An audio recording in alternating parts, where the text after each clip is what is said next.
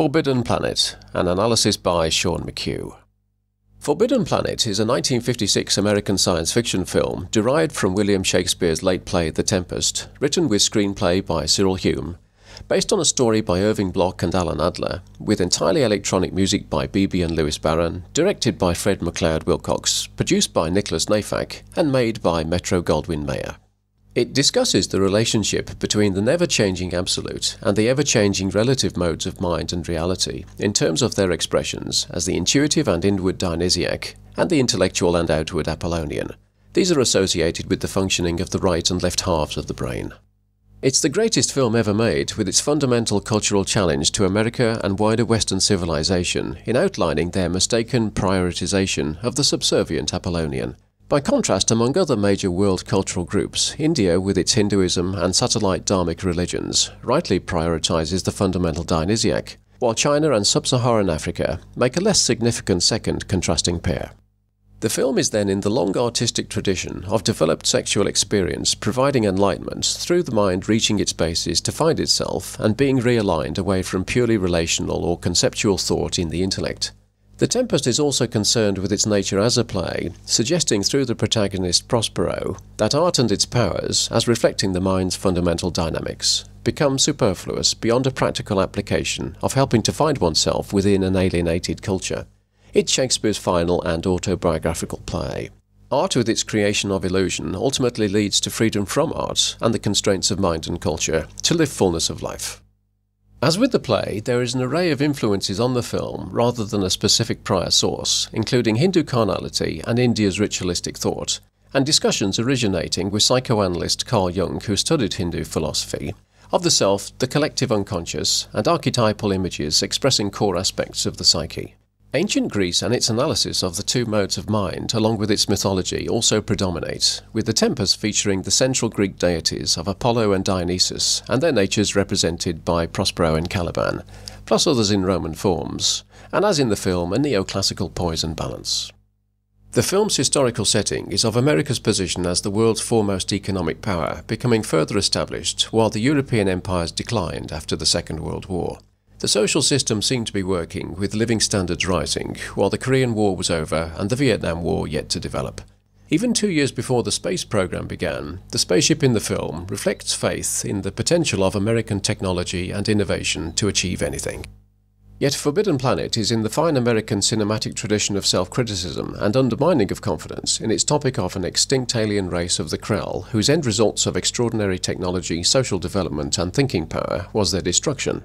The superb music is also informed by the atmosphere of suspicion and the perceived threat to the capitalist system from communism during the early Cold War. It reflects the desolation of the planet in the film and the story's visceral psychological states, and has an initial influence from John Cage's short electronic work, Imaginary Landscape No. 1 of 1939. The Krell of the planet Altair 4 maintained a powerful civilization of material progress for 1 million years based on intellectual achievement, and finally built a great machine to move beyond physical instrumentality and create anything directly from thought, and thus ascend to the level of God. It was to be a crowning accomplishment to render regular machines unnecessary, and comprised a 20-mile cube with almost limitless energy to match the mind's potential. The number 10 raised almost literally to the power of infinity, as Dr. Morbius, after Prospero, describes. This utopian idea has its origins in the Tempest's island qualities and location. Set in 2257, Morbius now lives on the planet with his daughter, having arrived from Earth 19 years previously, in an expedition party where all other members, apart from his now-deceased wife, were killed by a violent invisible force or monster. This was a projection that still exists from the machine of his inhibited impulses, and was created following him visiting it and having his intellect artificially expanded towards the level of Krell individuals. Like the Krell, he then thinks too much and is lost in self-conscious high-mindedness and principle detached from intuition. He identifies with them and is irritated to be rediscovered by a survey ship sent in response to the lack of contact, and which subsequently causes the unravelling of his situation's dynamics. Being on a distant planet further relates to a mind lost in its thoughts and away from normal practical life and truth. The film is a study via Morbius of the mind's nature and potential internal conflict and clash with culture, and presents little of Prospero's good deeds, which included confounding wrongdoing and bringing a couple together. The Krell's attention was consumed by their advanced world, and they mistakenly saw Apollonian thought as providing for it to be the mind's basis when it's secondary. Once they switched on their machine for reading and creating from the mind, it then completely bypassed the Apollonian as relative and groundless, straight to the primary Dionysiac as the absolute or pure consciousness and what the mind actually is. The three-part mind in Hindu philosophy comprises the conscious absolute and conceptual relative, plus their Dionysiac interface as the absolute's first expression in terms of pre-rational dynamics or potentials. Knowledge and valid conceptual thought is obtained when the attention refers to the absolute, or self or truth, via the Dionysiac, keeping the intellect aligned with direct sensory experience and cognition of the world. Apollonian theorizing and giving intellectual account of experience are subsequent to, and at most only in parallel with, the initial aesthetic intuition, as issued by the dynamics, and its associated commonsensical insight. Information processing and logic, or formal symbol manipulation as replicated by computers, reflects only some of the outward activity consciousness attends to, and isn't consciousness itself. The Krell assumed that reality had no absolute basis, as provided by consciousness per se already given within us, and instead was only a set of relative relations or sense-making intellectual thought for their machine to identify with. Indeed, intuitive sensory experience is shown to have a self-referral or subject-to-subject nature by its purification in sex as involving only two subjects without distance. Consciousness is the basis of materiality as well as thought, with the apparent subject-to-object relation with the world an illusion. Authentic intellectual or conceptual structures hence need foundations directly in the mind's basis and not in disjunct Apollonian sky castles with only internal relative consistency. The machine's mind-reading was the Krell's self-realization rather than an issue of materializing yet more conceptual contrivance in the world, because the mind has a deeper basis on which conceptualization rests. The machine instantly created monstrous entities as expressions of instinctive dynamics and tendencies of the Dionysiac or subconscious id of the population that had never been dealt with properly or used as reference points, and instead only repressed by their culture and society. Krellian Apollonian values were superficial rationality, principles, perspicuous deliberation and language, rather than aesthetics, insight and real meaning. They had never made sense of their visceral nature, and when suddenly made free to be themselves, they killed each other and destroyed their world. The Krell's Dionysiac basis that was always there behind the Apollonian finally re-emerged as a result of a benighted attempt at thoroughgoing Apollonian existence. Closed systems of relative relations are necessarily inconsistent with wider reality, making final reference only to other aspects of themselves, not to the absolute and truth beyond. Indeed, consciousness is really what self-suppressed Apollonians called the subconscious, transmitted via the Dionysiac and intuition, rather than via relations between outward thought and ideas. Our Dionysian nature as expressive of truth beneath is necessarily flawless and indeed divine, and only conflicts with flawed society. Instead of coordinating the intellect with Dionysian terms, the Krell tried to stand it on its own through technology and abstract principles, and attitudes of shining sanity and high benevolence.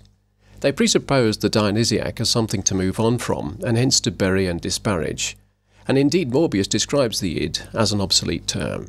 Moreover, the Dionysiac referencing machine, as having real grounds, is literally buried in the ground beneath the cities, without developed coordination with them.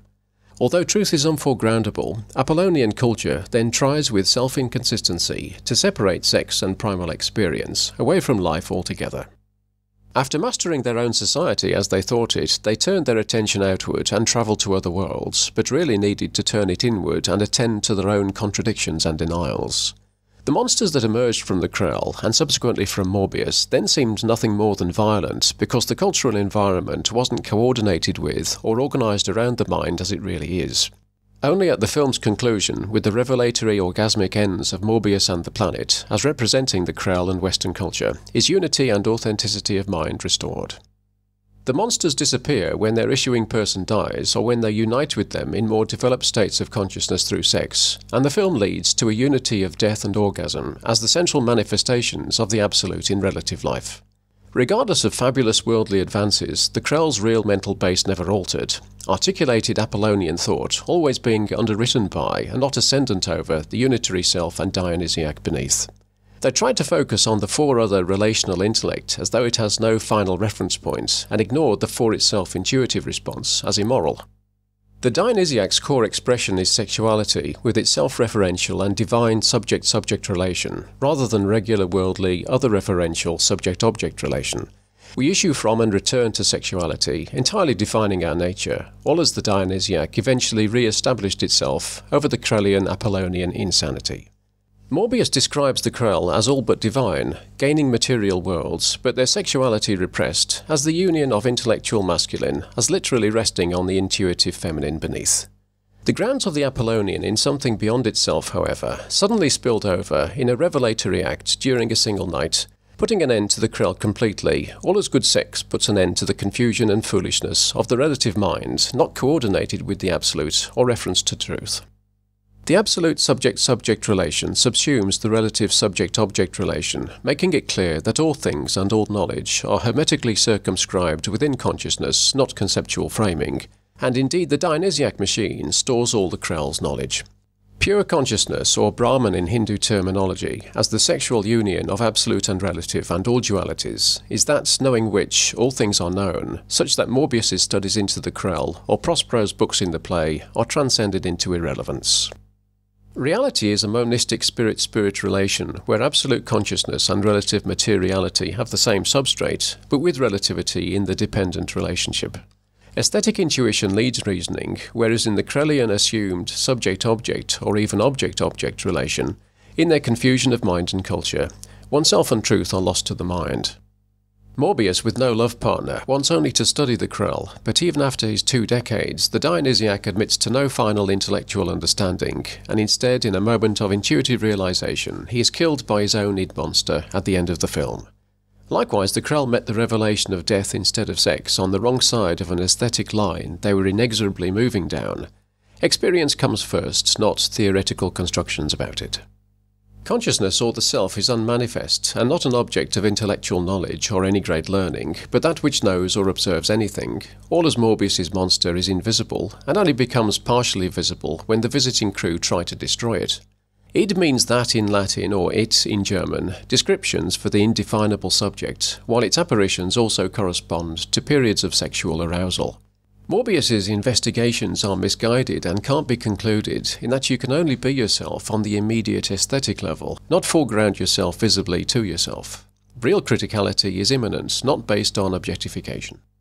Subject-subject courtship likewise has to work circuitously, and indeed Morbius subconsciously compares the machine to a Gorgon, an ancient Greek mythological woman with phallic snakes for hair who turned those who looked at her directly to stone.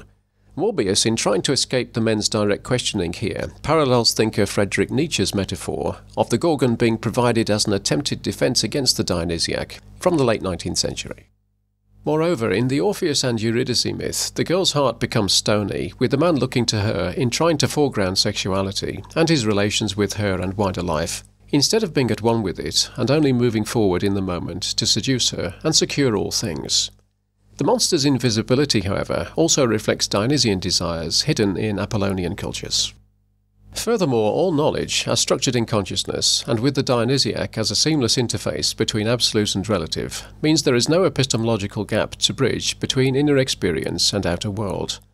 The regressive explanations for reasons, for a theoretical basis to the world, to justify cultural prioritizing of conceptual deliberation, has no ultimate grounding proposition. Westerners with their rational psychological disposition, however, tend to assume truth to be relative and located in no more than arbitrary cultures of potentially resolvable, if interminably hidden presuppositions or premises. Instead, it's located in the intuition, or aesthetic dynamics in the Dionysiac beyond relative thought, informed by the absolute. The project to reduce reality to abstract principle and conception fails because the intellect is a byproduct of the intuition and not vice versa. The grounds of experience are an aesthetic relation where the West can find itself and indeed meet India. The machine's power also has no direct wiring, all as there is no theoretical bridge between reality and the self or knowledge, nor an intellectual route to being oneself. Instead, there is only unmediated experience and connectedness with the world, as already contained within consciousness. The lack of wiring is then further the outward persona's lack of reference to the Dionysiac in detached Apollonian culture. The Dionysiac as Sex and Death is focused on Morbius's beautiful daughter Altair, or Alta, and the monster, and contrasts with the arriving all-male crew's rationality, technology, and quoting of numbers involved in reaching Altair 4. Their masculine logic has no feminine counterbalance. They are all dressed in a grey uniform, as reflecting their reasoned thinking, making them hard to distinguish, and lack of passion to illuminate personality. One of the sentries is even named Grey. Alta, by contrast, is in a different dress every scene, until the final two, when she joins Commander Adams and the crew, and wears a blue-grey. She also wears this, however, in a crew member funeral scene. They represent their government and follow orders rather than being self-directed, while their hat's insignia resembles a drooping erection as poorly aligned with the Dionysiac. They are all young men, however, including officers only marginally older, with sexuality under the surface at a height in them. The title Forbidden Planet refers to forbidden fruit as for itself sex, forbidden in Apollonian cultures, as described in the opening Garden of Eden story in the Western spiritual book, the Bible. Sex references the absolute first, with reproductive or any other purposes secondary, and thus clashes with the four other instrumental Apollonian, the planet then being forbidden as the location of the self-maintaining machine projecting the Dionysiac. The planet represents the undifferentiated reality lying unseen behind the normalized groundlessness and delusion of ratio null or articulated outward thought per se. Yet for the immature Krell and Morbius, at odds with the Dionysiac, the environment is also a Garden of Eden full state of mind detached from reality.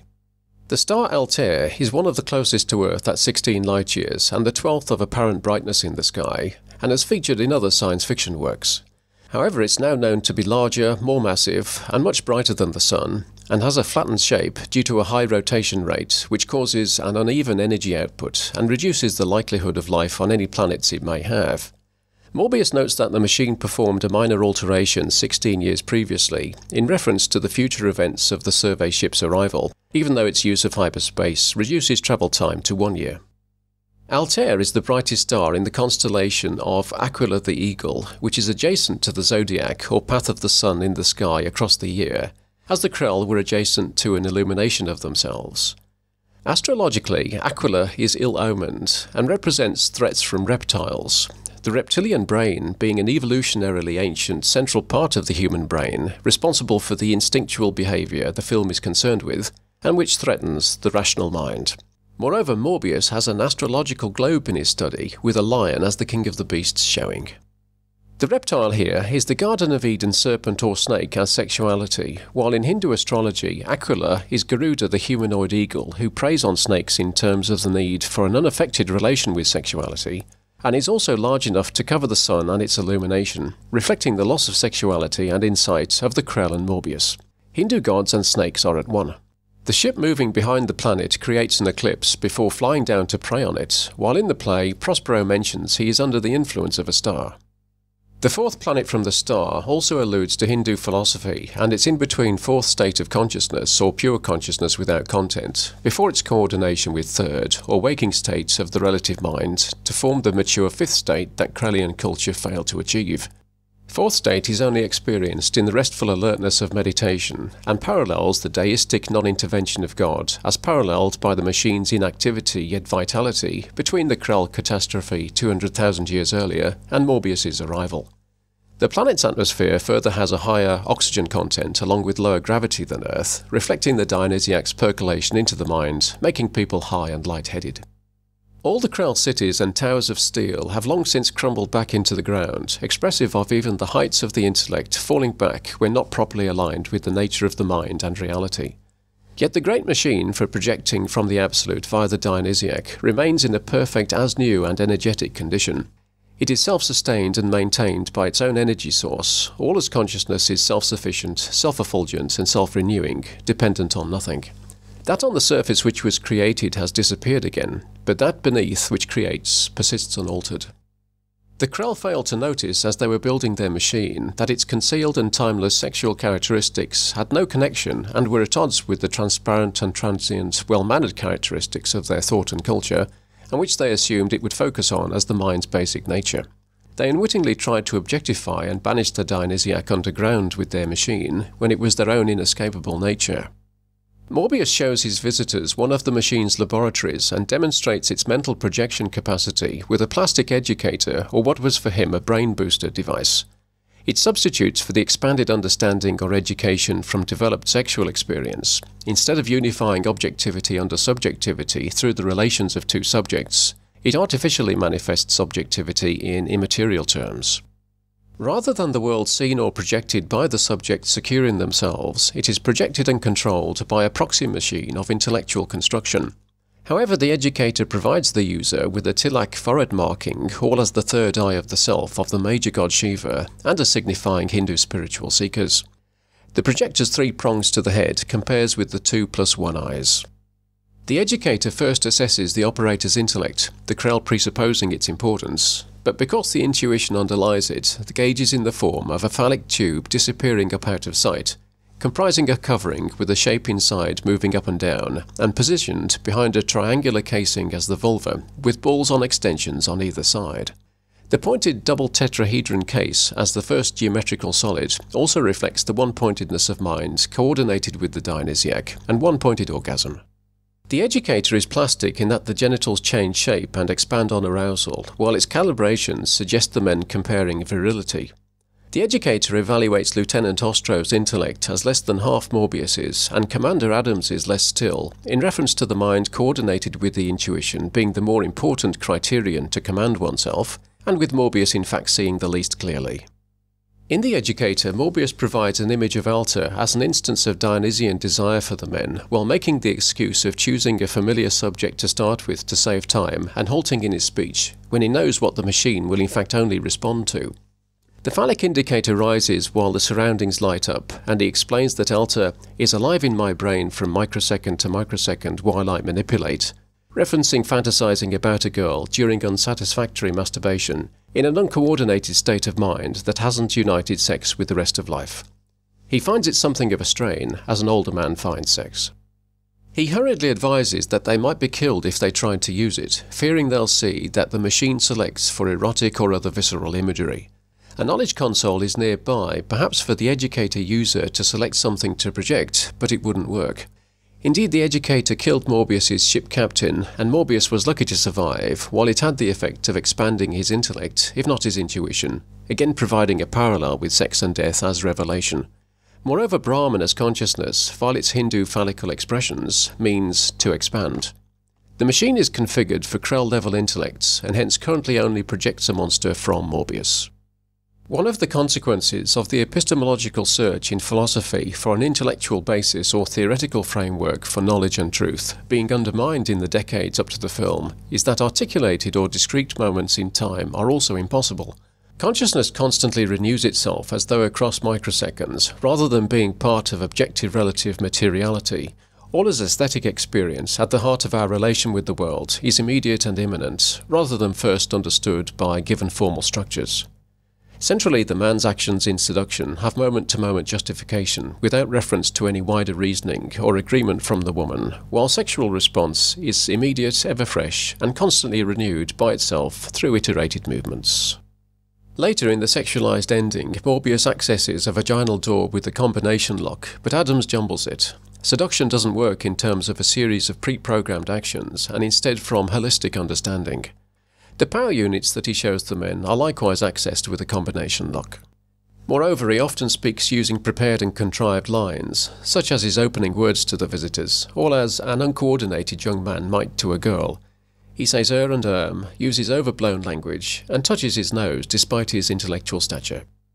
Morbius takes his visitors inside the machine, first to one of 400 ventilation shafts for each square mile, where a bulbous cylinder, similar to the moving shape in The Educator, moves up and down and intermittently spurts and crackles with the release of white electricity from its end, upwards to make contact with a stationary point. This parallels ejaculation upwards in the female, matching it in terms of the time it takes, and with the first of the spurts at the start of the scene, longer than the second at the end, as in a love-making session. The electricity is further the irreconcilable nature of sexual impressions and sensation, hitting the mind like electric shocks, as with intuitive perception generally. The endless shaft likewise references sexuality's intellectual unaccountability and parallels the Hindu myth of Shiva's phallus as an infinitely tall shaft of fire that other gods cannot find the top or bottom of. Warm air rising in the shaft further compares with desire, similar to the sun raising the ship's temperature on its arrival, along with coordinated thought in the mind, rising directly from its source in pure consciousness and passing through the Dionysiac without horizontal relations. The following scene in a cavernous area is one of the top most evocative of all time, with a huge heart-like structure flashing at rapid heartbeat rates and sound effects having a heartbeat rhythm and blood-like flow, reflecting the visceral passions and emotions as the life force, and circulation as the self-reference. The machine seethes and pulsates with fantastic energy in parallel with the dynamic silence of consciousness in itself, by itself and for itself. It is its own justification, will and zeal. Later, the crew defend their ship against the monster with the enormous destructive force of neutron beams, as reflecting the crew's insipid neutrality, but scarcely hold it off, seeing it renew itself from one microsecond to the next, all as the renewal processes in the machine, Altair's image in the projector, consciousness and sex. Truth on the self and the Dionysiac they issue are indestructible as reality's basis and aren't subject to splitting even on nuclear scales. Moreover, before the attack, a sentry reports the sexualized lines, "It's coming on again, it's still coming." Forbidden Planet's cast parallels the Tempests of 1610, with Morbius as Prospero, Duke of Milan, Altair as his daughter Miranda, Robbie as the perspicuous spirit Ariel, the monster as Caliban, the primitive native and slave, the Krell and their machine as Sycorax, his mother, Adams as Alonso, King of Naples, along with Miranda's love Ferdinand, Ostro as Gonzalo the Counsellor, Farman as Sebastian the Rival, Engineer Quinn as Francisco the Lord, the cook as Stefano the drunk butler, Boatswain as Boatswain in charge of equipment, and the other crew as the sailing ship mariners. Caliban, moreover, is referred to as a monster in the play. The sophisticated interconnections and references reflect those of the play, while the Krell's foolishness in reversing the immediate intuition over the calculating intellect is expressed by the setting entirely in deep space and Morbius on his own crazy planet sequestered from common sense and normal life. Discussions feature in many other Shakespeare plays, along with the two ancient Hindu epics, of banishment to places, including islands and woods, before a return to oneself. Morbius further represents Nietzsche in being a lone philologist studying language as a detached end, rather than just using it, and engaged in second-order study of the records of an ancient civilization and its struggles to reconcile the Apollonian and Dionysiac, rather than dealing with them himself. They both also have limited sexual experience, are concerned with the unconscious yet dishonest about it, keep a big ego and condescension towards the rest of humanity, and finally succumb to the destructive Dionysiac as sexuality in retribution for their flaws, in Nietzsche's case by syphilis. For Morbius, only his impending death prompts his relinquishing of Apollonian objectification of the Dionysiac, as presupposed by his originating culture, while Nietzsche contradicted himself in his series of books until his thought became so unbalanced it likely contributed to his mental collapse. They both lie incapacitated at their ends. The confusion between the modes of mind at the heart of Western civilization is traced to ancient Greece, but isn't resolved and instead only presupposed by the Apollonian mode's ascendant intellectualism. Greek thought as continuing to define the West is also symbolized in American state architecture and sculpture as its leading country. Philology, meanwhile, relates via Prospero, again to Shakespeare and his linguistic command, and Western abstracted book-based culture, particularly in being its foremost writer and user of language and concepts. Prospero and Shakespeare, moreover, like Morbius and Nietzsche, are obsessed with the past and things gone wrong. Morbius senses that the men are an intrusion that risks uncovering his subconscious and anxious shutting out of the Dionysiac. With his ego and annoyance, he tries to unsettle them through contrived stern demeanour and actions such as telling Robbie the robot to fire a gun at Adams, activating his defensive shutters without good reason, asking them if they're afraid to look down the vast ventilation shaft, and seemingly getting them to wait for him as though he's of great importance. He says he's been painfully picking up a few of the least difficult fragments of Krell knowledge when the situation overall is already clear, and with any knowledge already being amenable to unfolding by the mind, and subject-object rationality only a subset of sexuality. The situation also reflects Western thought as based on instrumental or goal-directed over critical or goal-questioning rationality. When the Krell moved beyond instrumentality with their machine, they found that the nature of the mind wasn't given by things applied to other things or ideas about outward progress. These are artificial and secondary to a self-relation already complete, dependent on nothing, and of immanent criticality. In the machine's direct use of the mind, the Krell tried to hold on to relative relations and rationality, while assuming reality's basis to be materiality.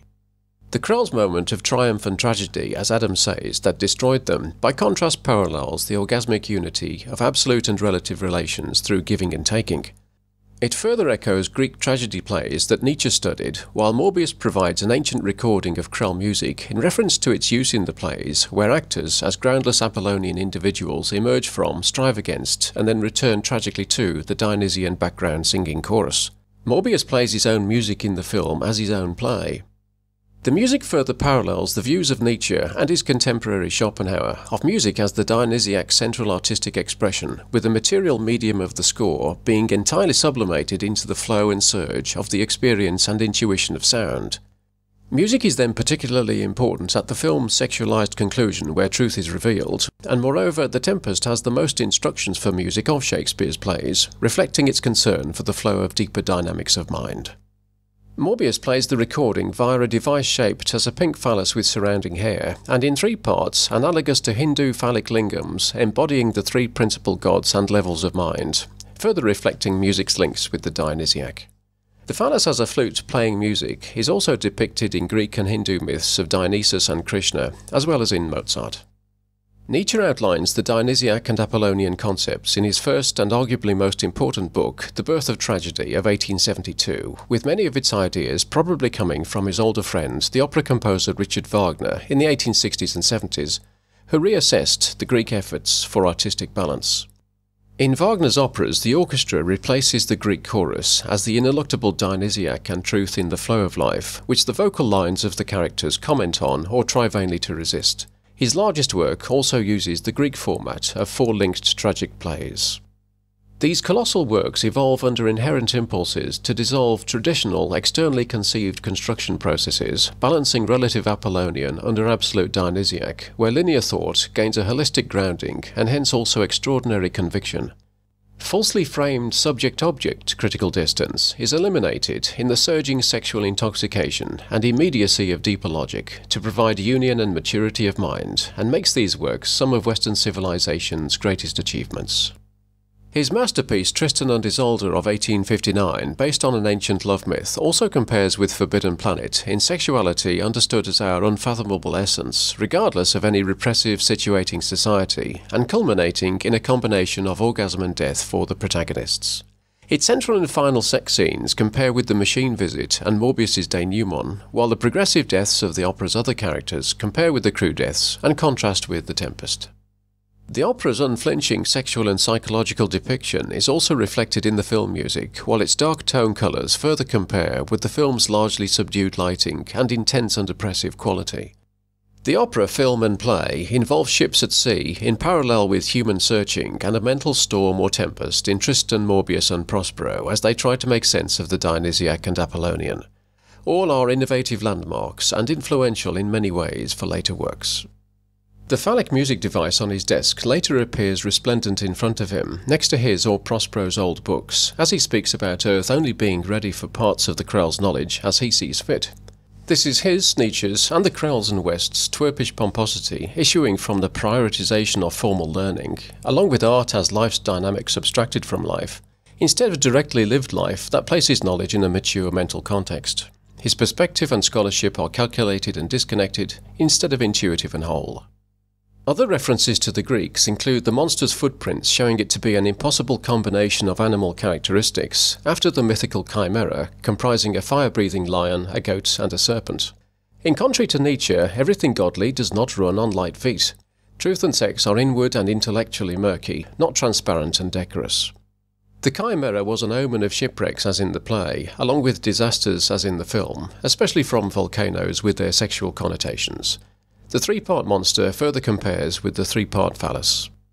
Morbius's original ship was the Bellerophon, after the hero who killed the chimera with a block of lead, referenced by Robbie's creation and carrying of tons of lead, and who was in turn brought down by the promiscuous chief god Zeus. But in the film, the monster has destroyed the Bellerophon. Moreover, the film begins with MGM's roaring Leo the Lion mascot, comparing with the monster, Altair's tiger, and Morbius's astrological lion in his study. Furthermore, the last service at sea of the British warship HMS Bellerophon in 1815 was for French Emperor Napoleon to come aboard to surrender after 2 decades of fighting, comparing with the last service of the Bellerophon bringing Morbius to eventually surrender to the Dionysiac after a similar time period. By contrast, Adams's ship has the boringly rational name of Cruiser C-57D, even if Adams, following Lieutenant Farman's description, is a cruiser in terms of seductions. The name presumably reflects the year 2257, although the ship has been travelling for a year, departing exactly 300 years after the film was finished. 1956, moreover, is also the 300th anniversary of painter Diego Velázquez's masterpiece The Maids of Honor, one of the most analysed of all paintings, charting the rise of self-alienation as the result of materialism in the early modern period, with its acutely equivocal and distracted, rather than balanced and happy characters. Morbius had married his wife on the Bellerophon journey, seemingly trying to set right a love affair resulting in pregnancy with Altair, and not being at one with the Dionysiac. His wife then died soon after arrival from natural causes, the implication being from childbirth. She was also a biochemist, in reflection only of further abstracted study of life's visceral inner nature. The idea for this likely comes from Morbius actor Walter Pidgeon's first wife having died giving birth to his only daughter in 1921.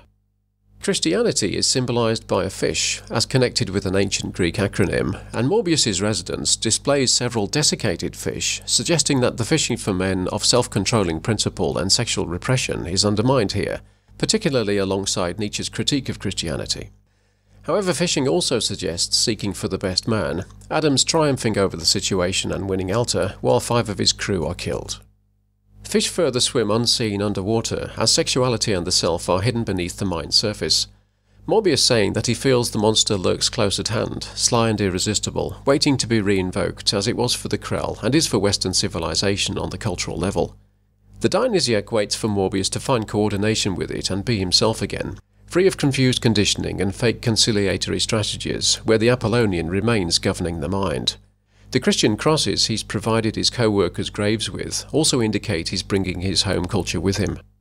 However, other Hindu references include the parlours or reception rooms' white lotus flowers, the sacred plant that grows in muddy water but develops perfectly regardless, reflective of personal development only as a matter of self-unfoldment. The bud contains everything it needs to flourish and be itself, all as knowledge and understanding are structured self-effulgently in oneself, without need for outside information per se or high learning as delude Morbius. The lotus on the coffee table are also in the low water bowl style for attracting Lakshmi's blessings, goddess of beauty, and they're present in the pool adjacent. Robbie is then seen bringing other flowers into the room while shooing off a monkey trying to steal fruit, in reference to items involved in the Hindu puja or offering to the gods in India, and with the whole film indeed being the offering of Morbius to goddess Dionysus. Offered fruit symbolizes thought and action, including the Christian forbidden fruit of sex, based on objective righteousness rather than merely goal-directedness and consumption. Flowers and fruit are plants' reproductive pots, providing symbols of Dionysian ever-freshness. Further items in the residence include 4 obelisks in the parlour, with both their phallic and small Hindu temple tower associations, while in several locations structural pillar features as downward-pointed triangles reference the vulva. Then there is seemingly a length of skin in parallel with Shiva's tiger skin strips he has about him, indicating his position as Lord of the Animals. Divinity is at one with the locked-on underlying imperatives found by animals, as around the residence and including the triple animal monster. In the first scene with Altair, when Farman says the commander can't be trusted with women, she replies she's glad he doesn't by contrast have any fire in his eyes. He's only Lou the commander, and him subsequently kissing her 4 times does nothing for her, failing to access the Dionysiac, and with relations remaining subject-object on the surface. The Chimera also had eyes of fire, as does the monster, with its whole form based on fire and energy, roaring and writhing, with contorted face and open mouth, in its drive and focus. During its first approach to attack the ship, its heavy breathing is also overheard, all as that of someone having sex. The principal monster attack on the ship takes place as Morbius and Altair dream about it, the Apollonian being a dream state, as Nietzsche underlines, and with Morbius's studies at the Krell knowledge console in the laboratory as intellectual culture, sending him to sleep. He tries to understand the Krell and make similar conceptual sense of the Dionysiac, but is really already on this level, and problems that don't exist can't be solved. Ostro indeed describes the Krell language as hieroglyphics, suggesting it's complex in a senseless way. The attacks are Morbius's desired response to the threat to his Force domain, although he's only subliminally aware of the monster being his subconscious and understands the situation in terms of premonitions. It draws power from the machine. His name is after Morpheus, the ancient Greek god of dreams, who manifests himself in dreams, and which is one letter more than Orpheus, who tried to objectify his relation with sexuality.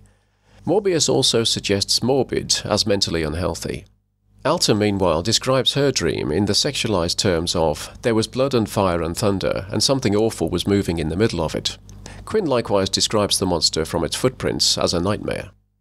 After the first attack, Adams also reprimands sentries and crew for perceived dreaming while the ship was stealthily breached, the monster moving around inside the rational construction, all as the Dionysiac infiltrates the Apollonian mind. Moreover, Chief Engineer Quinn, as a conceptual builder, is first to be killed, but when the men at the residence are informed, Altair already has a black dress on in respect and hardly responds, suggesting that Morbius sensed it would happen and told her. Morbius's name further compares with August Mobius, the 19th century mathematician who discovered the Mobius strip, a surface that turns back on itself and which considered in short sections has two sides, but overall only one. This compares with the two modes of mind seeming distinct, but really being continuous within a person, when the primacy of the correct one is understood and the other perceived in its terms. Morbius's first name is Edward, its two Anglo-Saxon syllables meaning prosperous and guardian, in parallel with Prospero and his guardianship of the machine. His wife's name was Julia Marcin, Julia relating to Greek-Roman gods, and Marcin being a trade name for an appetite-suppressant drug patented in 1952 and suggesting his relationship was unfulfilling. The monster with its singular animal dynamics can kill, contrasting with Robbie as binary information processing and duality of mind who can do no harm. The monster transcends internal deliberation to unity of mind, whereas Robbie cannot deal with seemingly conflicting imperatives, being reduced to states of suspension when ordered either to kill Adams or stop the monster, as it requires killing Morbius. Here, author Isaac Asimov's Safeguarding and Principles 3 Laws of Robotics of 1942 are invoked. Similarly, Morbius is suspended on the planet in his misguided investigations. Moreover, in The Tempest, Ariel, who Robbie represents, was rescued by Prospero after being trapped in a tree by Sycorax as Caliban's or the monster's mother. This is the mind lost in Apollonian sky castle thought, with no connection with the ground of immediate intuition, and needing to come back to its senses. An unaffected, rather than either a detached or trapped relation, is needed with the carnal fruit in the tree of knowledge, where the self is retained in the outward mind, but the fruit also consumed and experienced. Robbie arriving late after Altair calls for him, saying he was giving himself an oil job, then references masturbation and a lost rational mind rather than sexual union. The cook also thanks Robbie for his whiskey, saying with phallic reference that, "Any time you're hard up for lube oil, let me know." Morbius further mentions that the machine tunes and lubricates itself. Robbie will also obey Morbius's commands to put his arm in a disintegrator, groundless rationality as with the Krell, leading to self-destruction. His head has 3 gyroscopes to keep him in Apollonian balance, along with a typewriter-like device that moves before he speaks, reflecting the linguistic mind, the recording of words, and philology. However, he also has one vertical as well as one horizontal revolving protrusion from his head, reflecting the need for the intuition as well as his information processing, in parallel with Hindu deities' iconography, typically with one leg vertical and one horizontal. In some ways, he's more self-aware than Morbius. He also lies to the visitors in saying that the door from Morbius's study into the parlour is the only one, when there is another leading to the Dionysiac machine. As Morbius's Apollonian creation, he doesn't want to acknowledge it. Both the monster and Robbie issue from Morbius, as Caliban and Ariel from Prospero, expressive of the inevitable Dionysian and arbitrary Apollonian modes of mind. The monster has Morbius's goatee beard, while Robbie, who Morbius has built, goes similarly red in the face as the Dionysiac, with the monster on approach at the film's conclusion, displays his conflicting dualities and thinking in a sexual flush. Robbie further compares with an erection head, including in shape, while the rest of his body is pumped up. His head's frenzied activity, with sparks flying, is the nerve endings as the ends of the lines of relative relations or rationalizing expressed in the physiology, leading to the absolute, and as Morbius describes, he blows every circuit in his body and shuts down. The central Hindu text, the Bhagavad Gita, is the foremost discussion of the two modes of mind, dating from the ancient world, but derivable at any time. The warrior Arjuna embodies relativity of mind per se and its state of suspension, before Goddess Krishna dislodges it and reconnects him with the absolute self. The film and play also share the Gita's wealth of interconnection and holistic design. Shakespeare's Hamlet, meanwhile, provides a further discussion of indecision and overanalysis, but leading to Hamlet's demise, and which Nietzsche mistakenly describes as due to there being no truth or self, everything relative and nothing ultimately mattering. Morbius is similarly willingly stranded in his addiction to Apollonian projects until he accepts the monster or his sexuality as his mind's basis, and not as another object of attention. Robbie as the relinquished intellect per se then serves no further purpose and leaves the planet with the crew, replacing the deceased farman as astrogator. Alta then says she studied biology in parallel with her mother and asks playfully what's wrong with theory before her subject kissed by Adams, a strong man with insight. Direct experience illuminates her mind with absolute grounds to knowledge. Intuition and the senses' immediacy negate theory, while Adams later also says he's in over his head with her, finding coordination with Alta's beauty beyond his thinking mind. The falsely passive wild tiger and deer compare with animals in the Garden of Eden before the stealthy snake Fowler spoke and Adam and Eve left, or likewise before the film's carnal dealings and everyone leaving. The change in the tiger's temperament to its natural aggression and virility, roaring like the monster, reflects Alta's rising realization of the Dionysiac as she's kissed. The fruit is taken, yet without the attention being lost in the senses, and instead relative and absolute mind together, and sex neither wrong nor beyond or beneath us, as by contrast the Apollonians and Abrahamic religions constantly insinuate. The tiger no longer recognizes her due to the mind as referencing its own consciousness or self, being such a transformation from referencing only other aspects of its relative thought. She begins a departure from harmless virginity and the Garden's and Morbius's false and irrelevant Apollonian framework. Moreover, Durga, the principal Hindu female personification of God and love goddess, rides on a tiger or lion, reflecting sex with her on top, all as Alta keeps her tiger.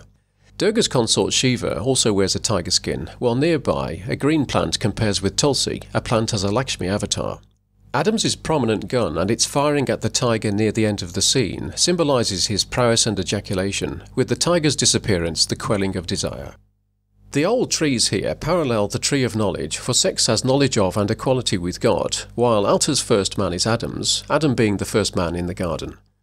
They are banyan fig trees, Hinduism's sacred tree and India's national tree, with its multiple trunks blending together as the unified consciousness behind thoughts and the God behind gods. Shrines are often positioned beneath, while the tree is also the resting place of the gods and lovers Krishna and Radha. Adams and the Adam civilization of the Apollonian West and Krell that he represents is also referenced by Morbius speaking of the Krell's adamantine constructions.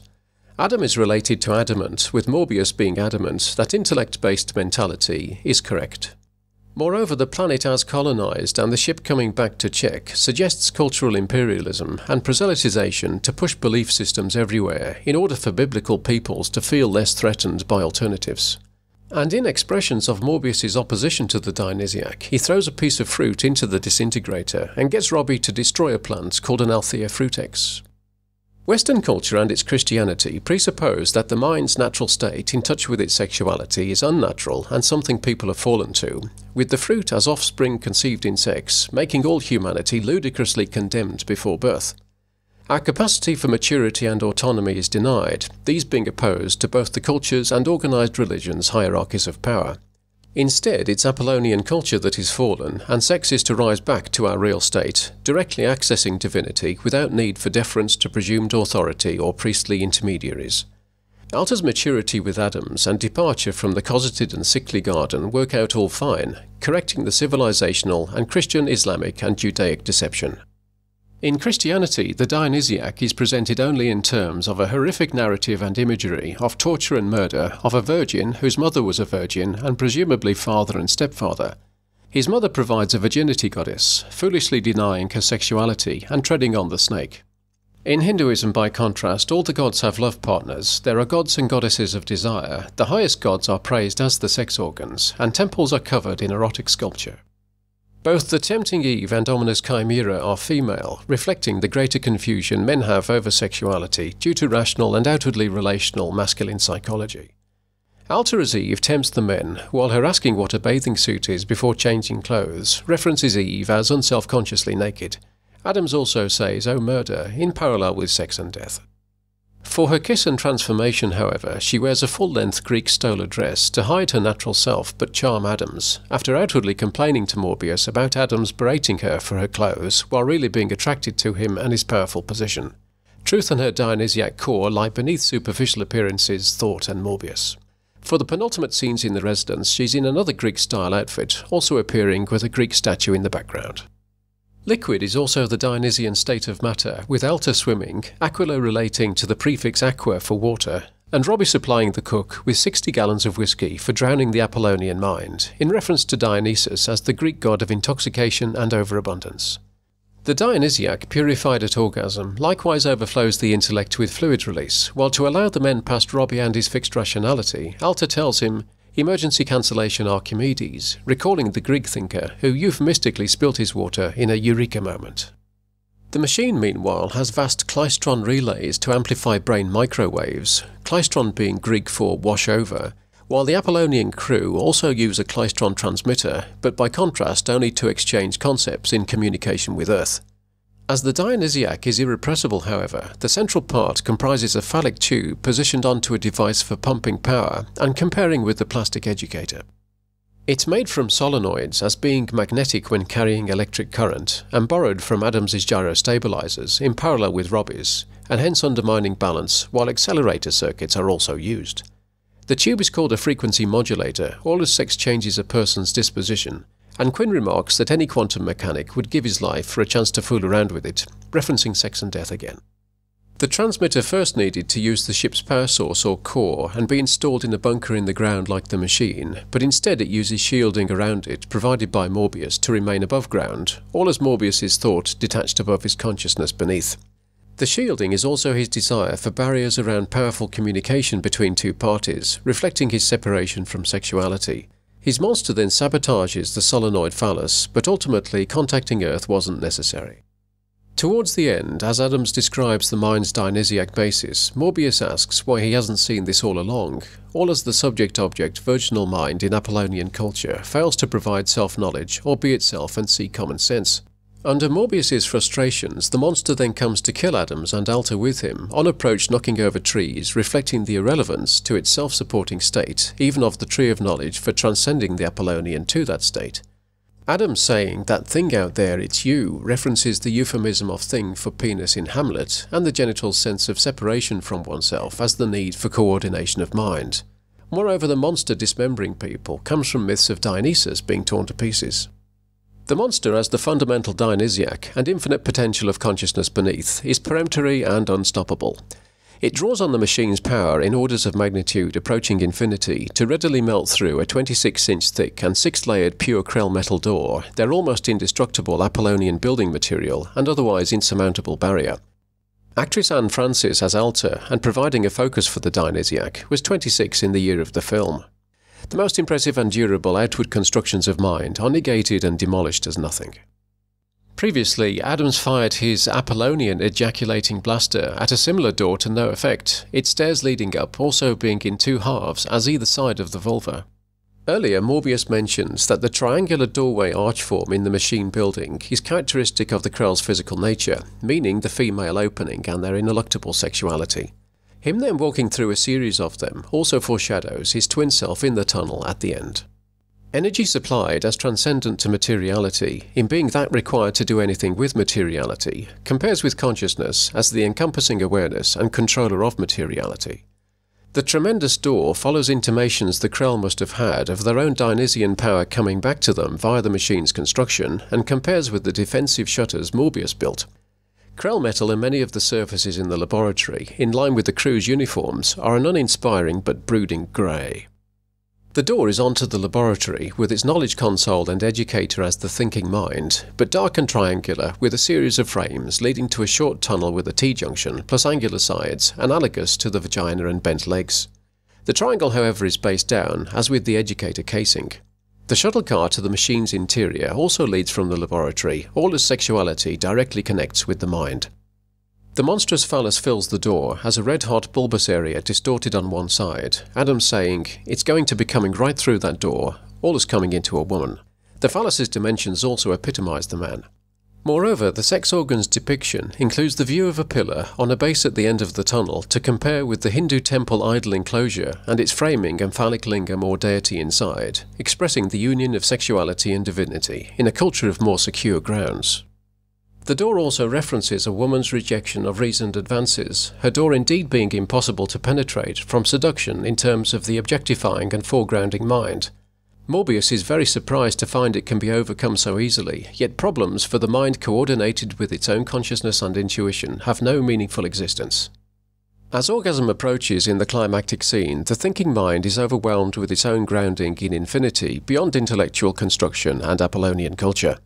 Overarching sexuality had the Krell beaten before they started, while the machine, providing whatever power the monster requires, also reflects people doing anything required for love and good sex. In the increasing intensity, the last of Morbius's intellectual conceits gives way to truth, and he admits guilt. The metal softening and his change of heart further parallel the giving of oneself at orgasm. The music strains onward in relentless rhythm, with a high-pitched screech rising as the sense of heat in sex increases.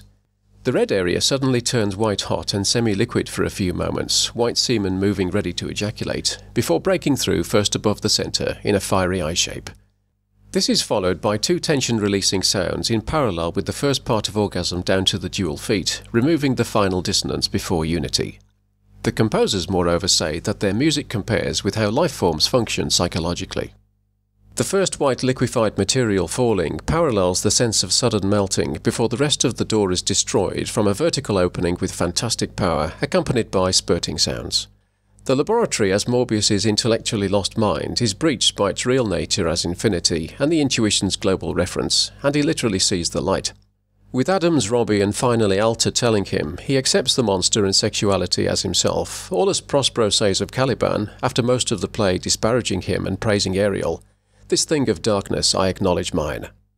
He says, "I give you up," having also stepped away from the knowledge console, relinquishing his layers of self-deceptive conceptual sense-making. The two rows of power gauges light with the thrusting rhythm, then align with the spurting and dying down, the sequence taking a similar time period to orgasm. At the peak, they light up fully and reach infinity, as Morbius's hands clench, while Alta trembles, then twice creases her face in increasing passion, holding onto Adams with the shuttle car aperture behind her. All four of the planet's characters reach an orgasmic conclusion to their dream state away from reality. Albert Einstein's relativity theory and its gamma factor curve show the hidden dynamics of space-time and their potentially infinite values, and parallel sexuality with its subtle absolute reference. Spacetime's grounding is based on values rising to and meeting at infinity, and with their fixed character in regular life only an illusion. Reality consists in a constantly present wider reference only suddenly clearly manifesting at the highest energies or approaching the speed of light, where relative matter becomes infused by the absolute and more like abstract light in terms of time slowing and space reducing. This is all reflected in the relations both of regular life to sex and sex to orgasm.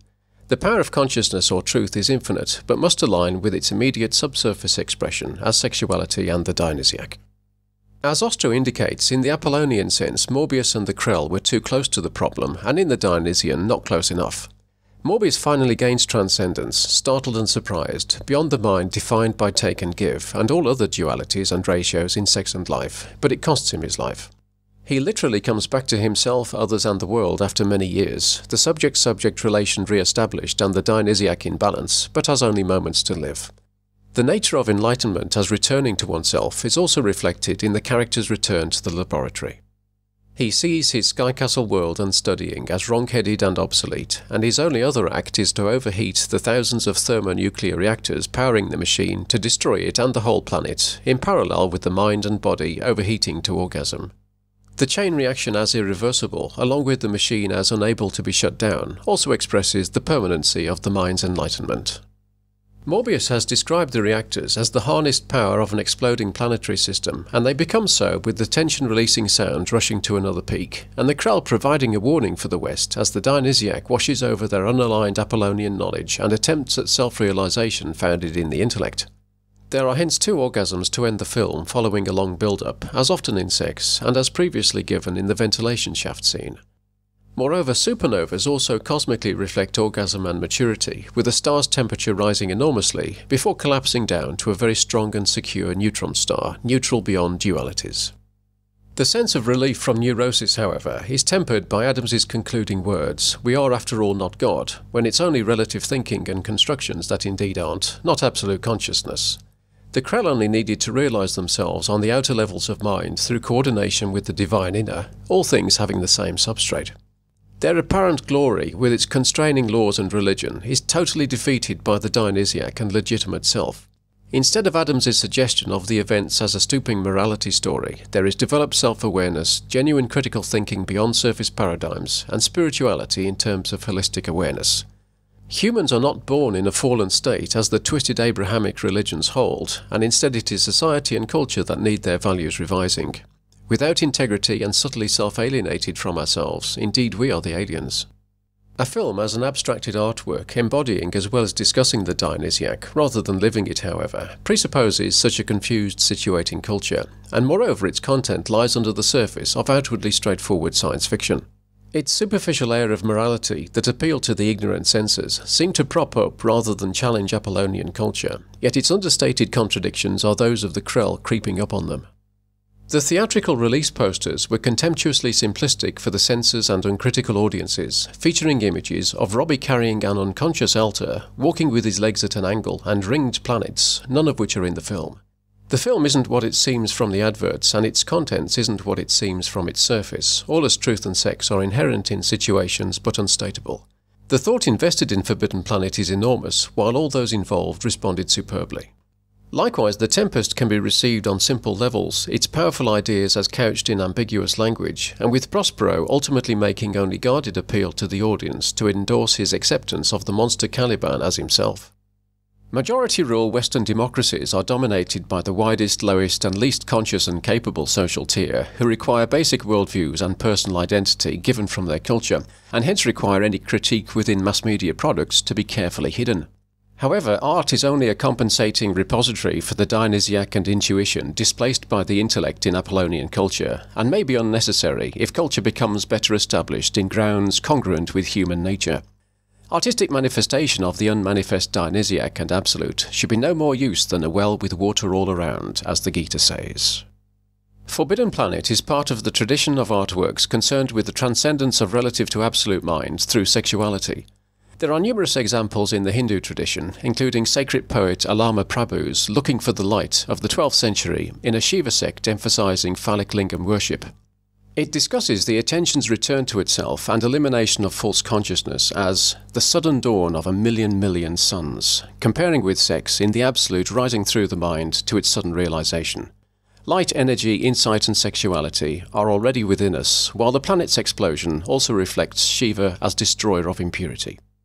Similar transcendence is expressed by Chinnamasta, avatar of Shiva's wife, residing over Kama and his consort Rati, making love on a lotus, god and goddess of sexual desire. She's cut off her own head and holds it in one hand, while blood circulates to her attendants, and all have Shaivite phallic snakes about them.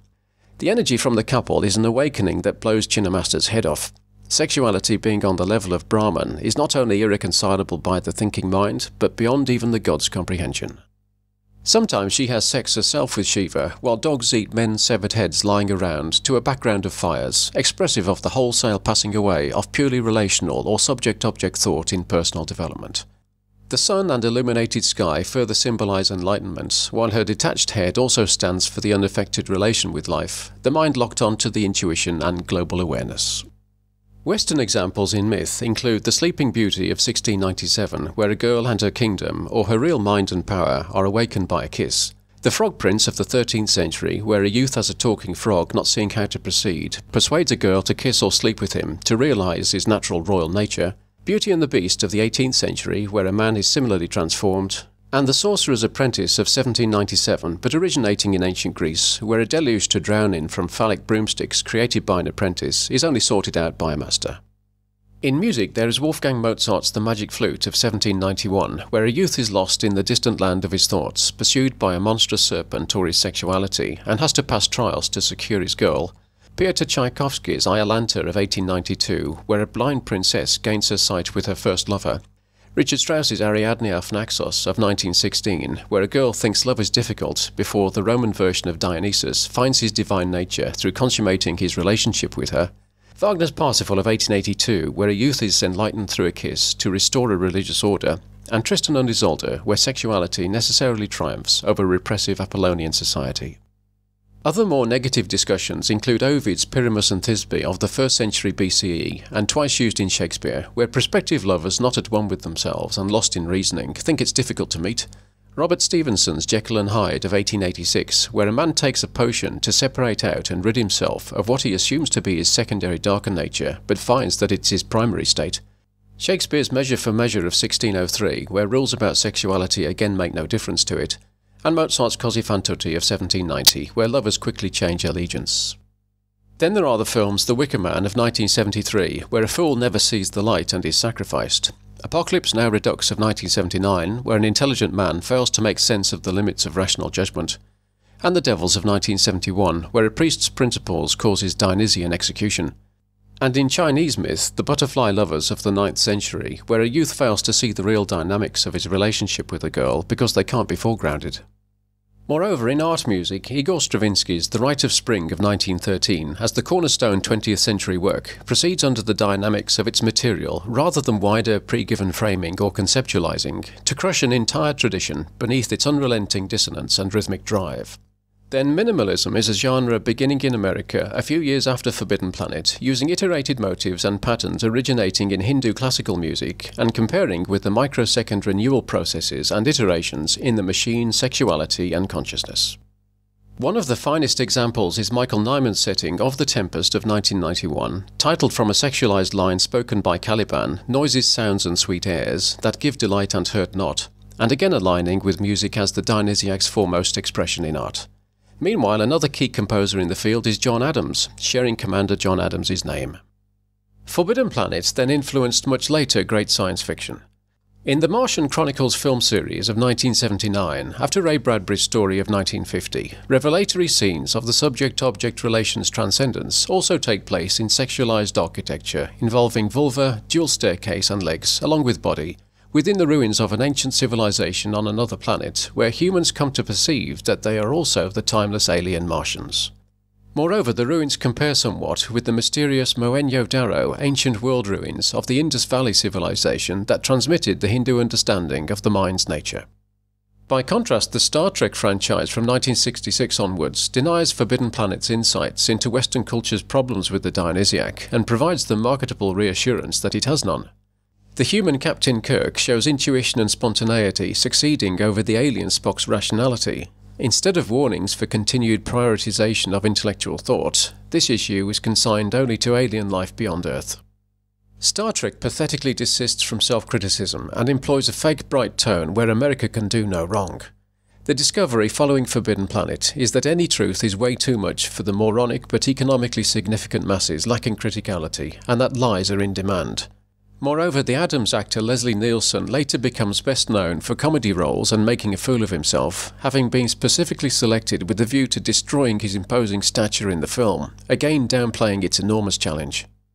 Other Forbidden Planet influences on Star Trek include an Earth spaceship and crew exploring mysterious other worlds, a three-man team of the roles of Captain, Executive and Doctor descending to investigate a planet, a bridge with a viewing screen, a crew member detecting alien communication with an earpiece, an engineer under demands from the captain, a personnel teleporter, laser guns, electronic sound effects, a tendency to philosophical reflection over action, and a 23rd century setting.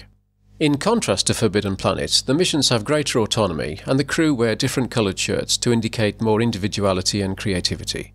One of the later episodes of the original series is also sketched roughly around the Forbidden Planet story. In the Star Wars franchise from 1977 onwards, Darth Vader is a flawed protagonist lost in self-destructive reasoning like Morbius, but as with Spock, serves to indicate that the good Western characters around him are in balance. Truth is given as Apollonian principle and Krellian high morality, although with the concept of the Force on a more intuitive and inward level, and more powerful than materiality, while many concepts and characters are indeed after the Hindu Vedic literature. Other influences include an opening scene with a spaceship appearing from above the camera over a planet with 2 moons along with 2 suns, ships travelling in hyperspace, standing under a disc-shaped spaceship with a ramp and awaiting a commander, a speeder car in the desert, and risk of coming out within a star taken from a deleted Forbidden Planet scene. There is a vast machine of sinister purposes to journey inside, shafts in it going endlessly up and down with walls of lights, bridges including circular walkways across shafts, tunnels in artificial structures, fast closing doors, thick multi-layered defensive doors closing from different angles, watching melting through a door, laser artillery, and exploding planets.